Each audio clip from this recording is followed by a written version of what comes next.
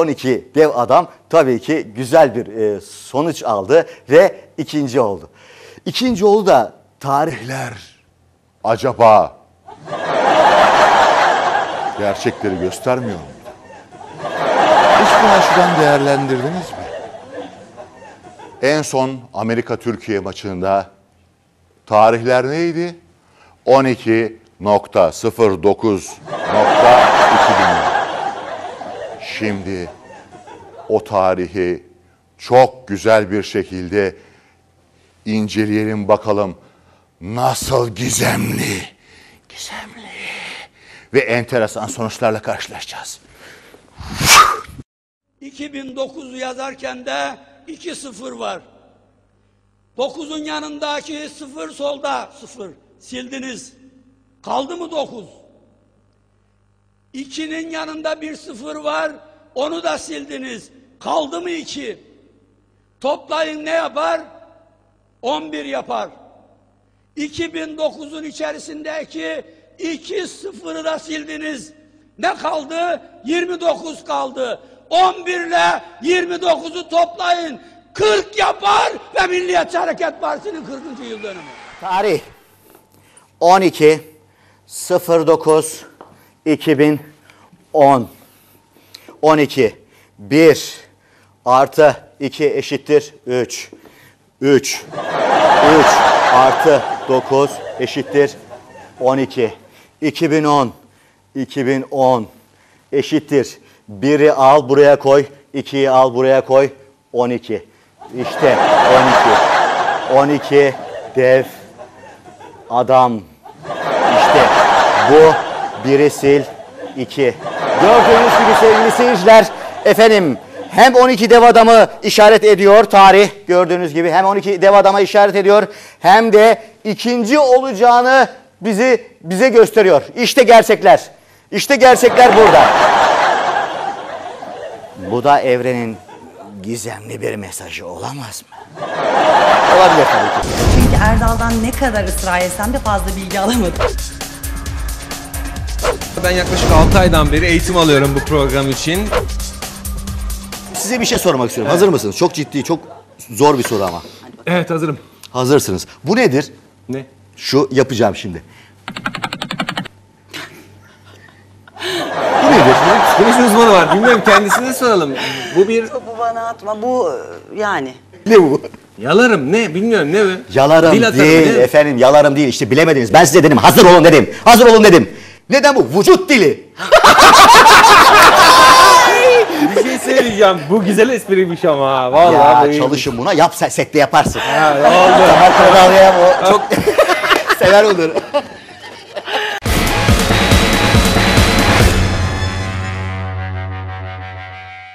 Bir tekstilci insandaki stresi ve vücuttaki negatif enerjiyi alacak gümüş lifli stres çorabı üretti.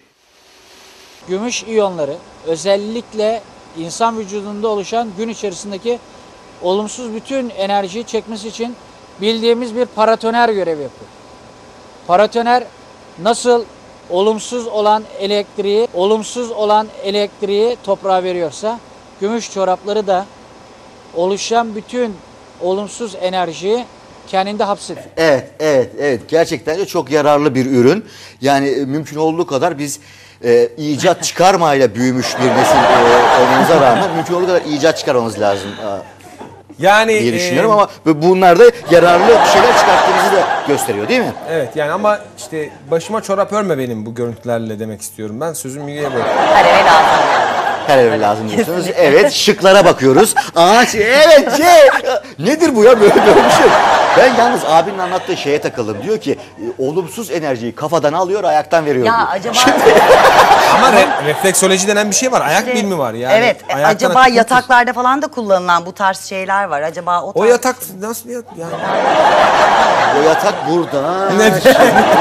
O yatak. Bir dakika ya. Yatak dedik, yatağa geldik. Yataklara geldik.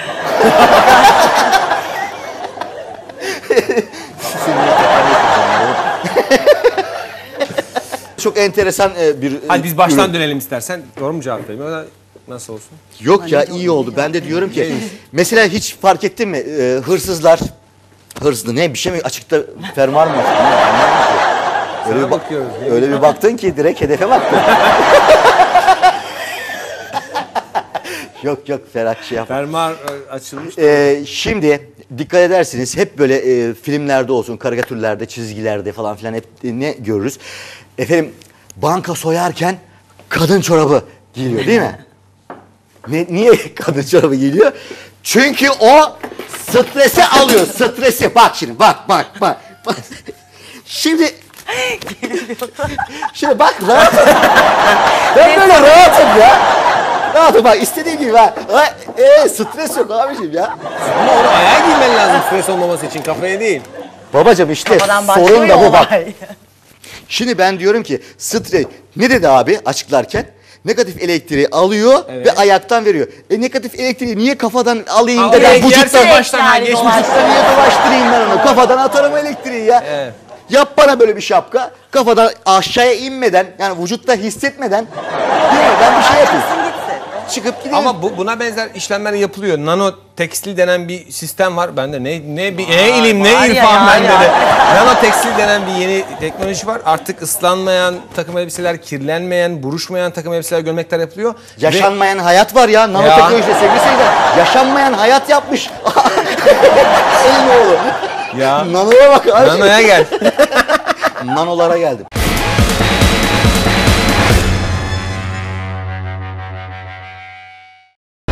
Evet, bir öğrencimizin de tabii üzülüyoruz. Tamam bir dakika. Bir açar mısınız? Oğlum niye alıp götürüyorsunuz çocuğu? Ya alın götürün oğlum. Kucaklayın götürün ya. Kucaklayın götürün. Ne bekletiyorsunuz çocuğu burada? Hayret bir şeysiniz ya. Burada sandalyenin üzerinde bekliyor. Kim bu? Ne edepsiz adamlar ya. Sandalyenin üzerinde çocuğu bırakın. Al götür kardeşim çocuğu ya. Ahlaksız. Biraz sonra bekliyor. Bunu doktor başında sandalyenin içerisinde. Ahlaksız. Evet sevgili seyirciler ve sevgili konuklarım gördüğünüz gibi tam güzel TRT şeyi yaptım bağlantısı. Kartal. Evet. Kartal. Biraz hakim ol. Bakın ne kadar heybetli duruyoruz. Hep birlikte el ele tutuşalım mı ya? Köprüden atlayalım Hadi bir de Meksika yapalım bari tam olsun. Kaynaşıyoruz farkındaysanız. Evet. Yavaş ben de buraya böyle Gel. böyle bir gelesim geldi. Konumuz protokol yani. Sorun evet. Konumuz protokol ve ciddiyet. Yani mümkün olduğu kadar ciddi olacağız. Protokollerde ve o çocuğun orada bayılmasının nedeni. Ya konuşma ne kadar uzun olursa olsun eğer öncesinden insanları bu kadar saat ayakta bekletmezseniz bence bu tarz şeyler başımıza gelmeyecek. Özür dilerim ben yapmadım. Ve nedense protokoller de hiçbir zaman zamanında başlamaz. Hiçbir zaman. İşte başbakan 2 saat beklenir, bir bakan gelecektir 3 saat beklenir ya da bekleniyordur hiç gelmeyebilir. Böyle şeyler başımıza Bizim geliyor ne galalarda yazık da ki öyledir Türkiye'de. ya oyunlarda. Evet. Bekleriz. Yani o asıl kişiler Hatta- gelecek, oyun başlayacak. Atatürk'le Muhsin Ertuğrul'un bir hikayesi vardır. Oyuna geç geldi. Oyuna geç gelmiştir Atatürk ama sadece 5 dakika gecikmiştir. Ama Muhsin Ertuğrul bütün uyarılara rağmen oyunu başlatmıştır. Dolayısıyla Atatürk'ün arkasında el ovuşturanlar Muhsin Ertuğrul'un sonu geldi. Şimdi kovulacak zaten demişlerdir. Çünkü Ata onu huzuruna çağırmıştır.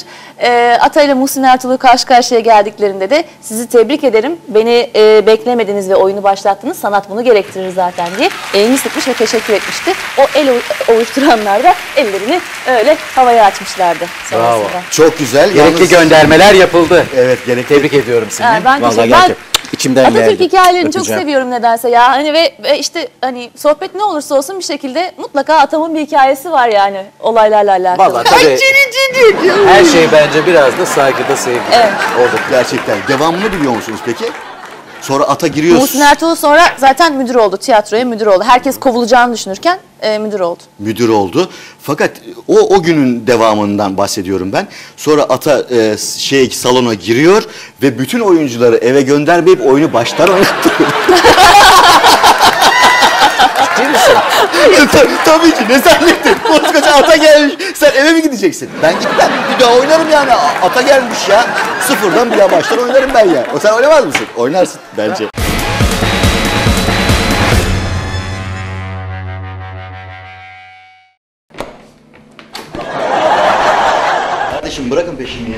Ya peşimi bırakın kardeşim. Her şey kurgu, her şey montaj kardeşim. Bırakın peşimi ya. Ya bırakın dedim kardeşim. Montaj, kurgu ya. Gerçek değil kardeşim, gerçek değil. Al.